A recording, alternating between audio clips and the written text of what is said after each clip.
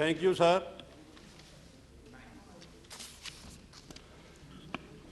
Sir, मैं बड़े दुख के साथ आज इस हाउस में ये बात आपके माध्यम से ऑनरेबल मेंबर्स के सामने लाना चाहता हूं कि आज से 25 साल पहले भारत की इसी राजधानी दिल्ली में जो सिखों के साथ जुल्म हुआ, और उसकी कमाल ये है कि ये दिन दिहाड़े हुआ। 3 दिन पर या तो नादर शाह के टाइम दिल्ली में कत्लेआम था, या फिर ये 84 में दोबारा दोहराया गया। नादर शाह को लोग आज भी याद करते हैं, लेकिन क्या बात है कि जब कहीं जुल्म होता है और जब ये, और ख़ास पर जब ये एक मिनॉरिटी कम्युनिटी के सामने होता है, तो हम भूल जाते हैं और इसके लिए कोई ऐसे बहाने निकालते हैं। क्योंकि जब हम कहीं बोलते हैं तो बीच में टोका जाता है कि उस रजीम में क्यों नहीं हुआ, आपने वहाँ क्यों नहीं किया, आपके ये जिम्मेवार थे। सर, मैं तो इस कचहरी में ये इसलिए खड़ा हूँ कि सिखों ने इस देश के लिए क्या नहीं किया। गुरु नानक देव जी ने इस हमारी स्थापना की, गुरु गोविंद सिंह जी ने हमें ये शक्ल दिया, और तमाम हमारा इतिहास, कभी भी जब भी कोई काम हुआ हम मजलूम के साथ खड़े।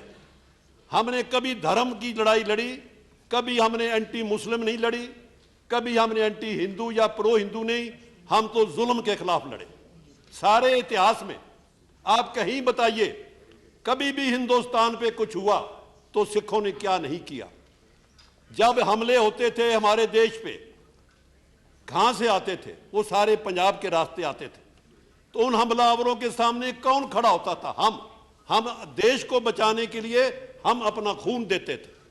और किसी वक्त भी आप कहीं देखिए, एक एक दिन में 35-35 हजार सिख अब्दाली के हमलों में कत्ल किए गए। उनको हम घलूगरा कहते हैं, होलोकास्ट। ऐसे ऐसे वाकया है कि एक दिन ये ऐलान हुआ इंडिया में कि आज से सिख खत्म है, हिंदुस्तान में सिखों को खत्म कर दिया गया। लेकिन क्या हुआ कि उसी 1 महीने के बाद सिख वहां से उठे, चाहे हम राजस्थान में गए, चाहे हिमाचल के जंगलों में गए। लेकिन जब भी जरूरत पड़ी, चाहे सिखों ने गुरीला वार लड़ी, हमारी लेडीज ने कुर्बानियां की। लाहौर जाके अब भी देखो म्यूजियम में क्या क्या हमारी शहादत की दास्तान लिखी है।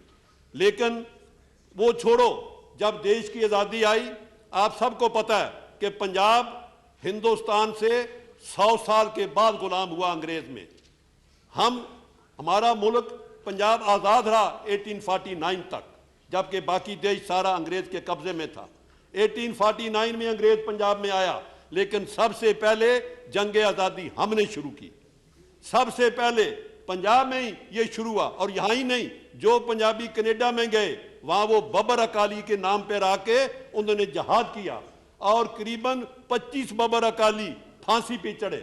कोई ऐसी मूवमेंट नहीं जिसमें हम आगे नहीं आए। मैं एक मिसाल देता हूं, 1941 में खान बादशाह ने एक पेशावर में मुजाहरा किया, गोली चली, उसको आज भी उस चौक का नाम खूनी चौक है।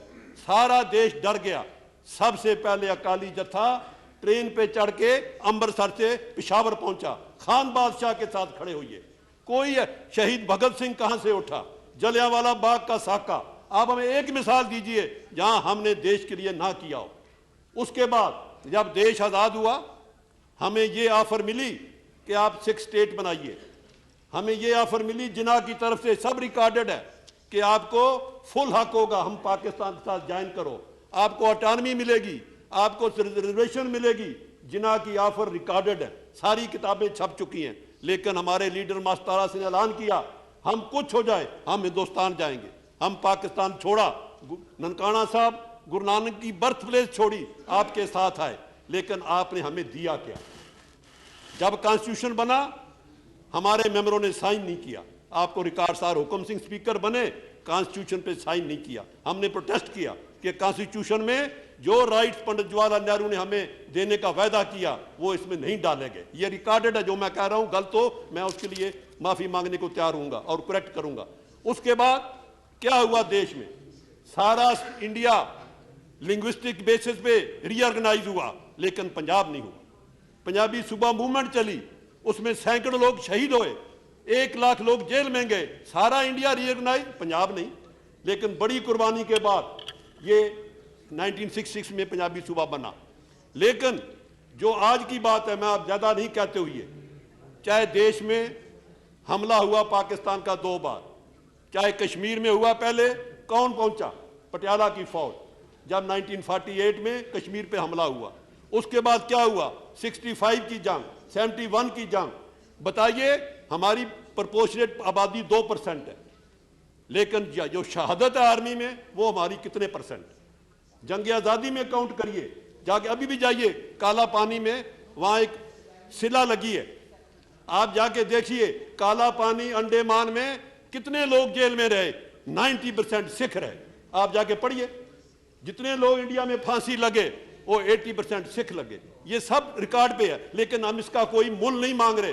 We are not asking for anything, just we are showing we have been patriot, we have been living for this, helping. लेकिन हमारे साथ क्या हुआ, आज से 25 साल पहले दुनिया के इतिहास में ऐसी बात नहीं हुई कि किसी धर्म के जो सबसे बड़ा स्थान हो वो उसी धर्म में उस जहां रहता हो उसकी सरकार उसको गिराने के लिए अपनी आर्मी भेजे। इससे बड़ा जुल्म कि अमृतसर गोल्डन टेंपल में कौन गया, हिंदुस्तान की फौज गई, और बहाना क्या, एक आदमी को पकड़ना है। एक आदमी को पकड़ने के लिए इंडियन आर्मी अंदर गई, कितने हजार आदमी अमृतसर में मारे गए, अकाल तख्त गिरा, ये रिकॉर्ड पे है, कोई गलत नहीं है। आप बेशक मेरी बात सुनिए, अगर मैं गलत कहूं इसको मैं तैयार हूं करने में। क्या ऐसी सच्चाई नहीं कि गोल्डन टेंपल को क्यों गिराया, और यही कहा हमने एक वहां टेररिस्ट है उसको पकड़ना है। मैं उसके है जी, बोलिए बोलिए बोलिए, हमारे आप बैठिए ना, आप बैठिए। हमारे लिए गोल्डन टेंपल कॉम्प्लेक्स में अकाल तख्त उतना ही इंपॉर्टेंट है जितना गोल्डन टेंपल दरबार साहब है। अकाल तख्त को आपने ऐसे गिराया जैसे कोई इलीगल बिल्डिंग दिल्ली शहर में गिरानी हो, और उसमें कितने लोग मरे, यात्रु मरे। जो हमारा सरोवर था जिसमें लोग, जिसको आबे हयात कहते हैं, वो खून से भरा, वो सारे लोगों ने दुनिया भर में देखा। और वो ही नहीं, आपने कर्फ्यू लगाया पंजाब में, और उसको अपने वुड रोज, पहले वो ब्लू स्टार, ये वुड रोज, और वुड रोज में आपने कितने हजार सिख नौजवान मारे। मैंने एक बार इसी हाउस में कहा था, पंजाब में ऐसे गांव हैं जहां पिछले 20 साल में कोई शादी नहीं हुई क्योंकि नौजवान सारे मार दिए गए, वहां तो शादी की बारात नहीं आई। ऐसा जुल्म उस वक्त हुआ, लेकिन वो मैं आज छोड़ता हूं, क्योंकि आज का इशू क्या है कि उसके बाद आपने दिल्ली में क्या किया।